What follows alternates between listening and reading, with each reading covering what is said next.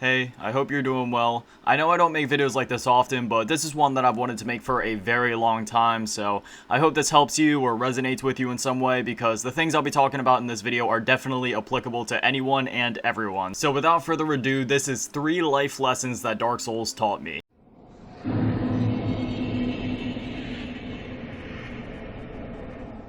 There once was a man that woke up in a cage. Everything was dark, filthy. Rotten mold filled the walls, the crevices in the floors, and served as food for the insects that crawled amongst him. He sat, longing for a way out. He once kept track of the days, but now? What's the difference between a day, a week, a month? He's trapped in the dark, certain that he'll never find a way out. That is until a light beams from overhead. A knight peers his head through the hole. Not a single word is exchanged between the two. Only the drop of a key. The knight nods his head as the hollowed shell of a man sitting on the prison floor gazes at the key. He slowly reaches for it and stands up, enthralled by the mere idea of being free. He stands up, unlocks the cell door, and slowly swings it open. He explores the prison for a while, eventually coming across 2 massive doors. He pushes on them with all of his strength, slowly but surely managing to get them open. He walks inside, slow and timid, simply taking in his surroundings whilst looking for a way out. His eyes lock onto 2 big doors on the other end of the building, certain that this is his way out.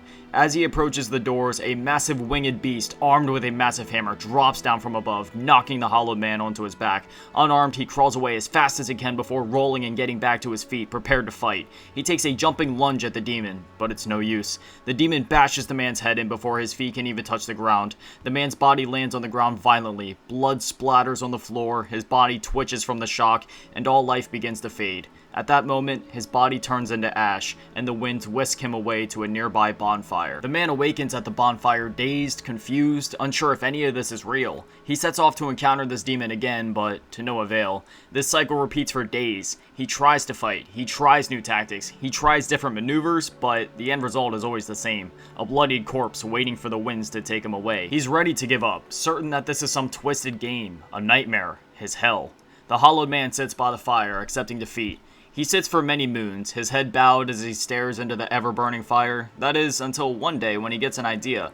What would happen if he simply ran around the beast and looked for a way past him, rather than defeating him? So he goes back, once more opening those familiar doors, and the cycle plays out as it always does. That is until the beast swings his hammer, and the man rolls under the demon's hammer, completely unscathed. The demon looks in confusion, a confusion that quickly becomes anger. He raises his hammer and pursues the man. That is, until a door nearby opens. How it opened? No one is certain, but what we do know is that the man took this opportunity. He ran as fast as he could, his feet nearly escaping him. He jumped for the door and rolled into the next room as the door quickly slammed shut behind him. He had done it. He escaped the beast. At that moment, he made a realization. Failure is a teacher, and there are always new lessons to be learned. It's so easy to fixate on point B and to take the most straightforward path to that destination, only to end up lost, confused, and overburdened by your failures, certain that it's a lost cause. When in reality, all you had to do was expand your horizons and look for an alternative path. It's okay to fail. Everyone is expected to fail many times in their lives, but it's not okay to settle for failure. All that matters is that you keep fighting, because I promise you that one day, no matter how you manage to do it, you will achieve your victory.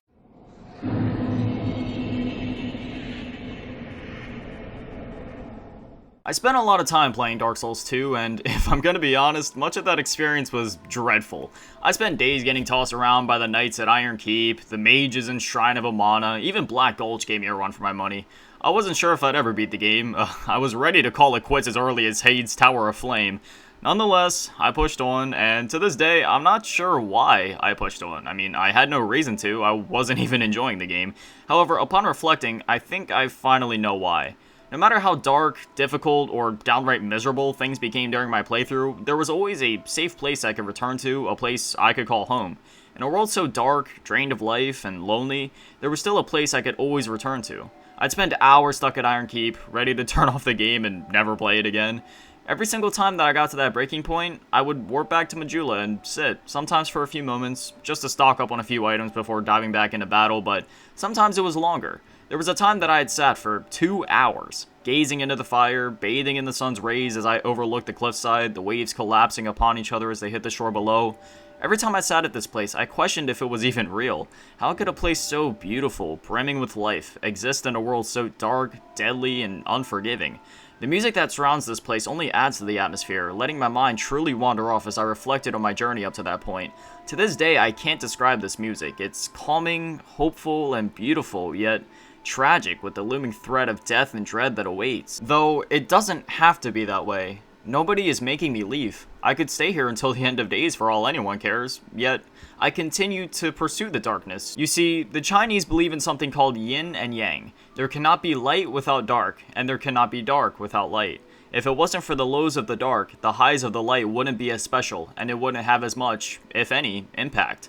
The reason that I continue my adventure through Dark Souls 2 is because I knew and to this day still know, no matter how dark, dreadful, or lonely that my journey gets, there will always be a safe place I can return to. A place I can call home. A light at the end of the dark.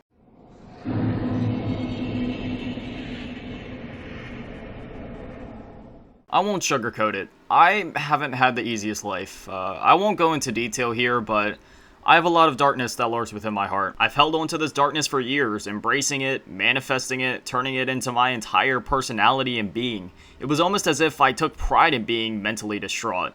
My temper was like a time bomb, and if anyone ever set me off, I was a loose cannon. My sadness was like a leash. It never let me be free, and it constantly tormented me, taunting me with memories of the past. It's as if my depression was a demon inside of my head, toying with me for its own enjoyment, like some kind of twisted game. I've struggled with mental illness, addictions, abandonment, and, honestly, thoughts that I wouldn't wish upon anyone.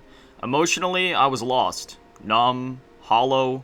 I've done things that I'm ashamed to admit, things that could have resulted in me not even being here recording this video if everything went according to plan. Every waking second I wish to be anything but awake. Every sleeping second, well, thanks to insomnia, PTSD, anxiety, OCD, and depression, sleeping was and sometimes still is a rare occurrence. My world was in ruin, and it was clear that things couldn't go on this way anymore. I remember the first time that I played Dark Souls 3. Seeing the Cemetery of Ash, the remnants of Firelink Shrine, and all the various dead and lifeless landscapes throughout the world up until the final encounter at the Kiln of the First Flame, the music of Firelink Shrine always resonated with me. In fact, anytime I went there, I found myself sitting at the bonfire for extended periods of time, simply to reflect on myself and my thoughts and to process everything I had going on in my head. I still can't describe how this song makes me feel. It feels cold, lonely, tragic. There's no hope here, just hollow memories of a bygone era, where life once blossomed was now nothing but ash.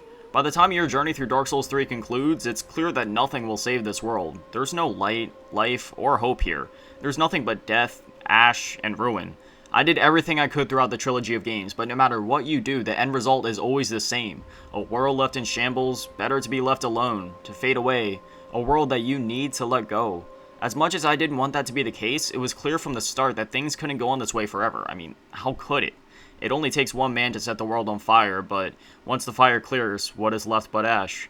Once I completed this game and I reflected on my journey, I realized something. Sometimes the biggest victory is walking away. Accept what happened, and use your pain as fuel to overcome bigger obstacles. If you can get through this, then what can't you get through?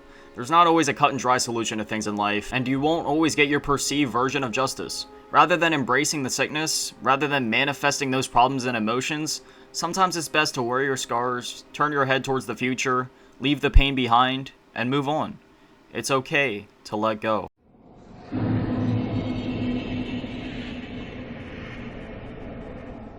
There's always alternate paths to achieve your victories. No matter how dark things become, there will always be a light. And when all else fails, sometimes it's best to simply embrace your imperfections, look to the future, and let the pain go. No matter what happens, just promise me one thing. Don't you dare go hollow.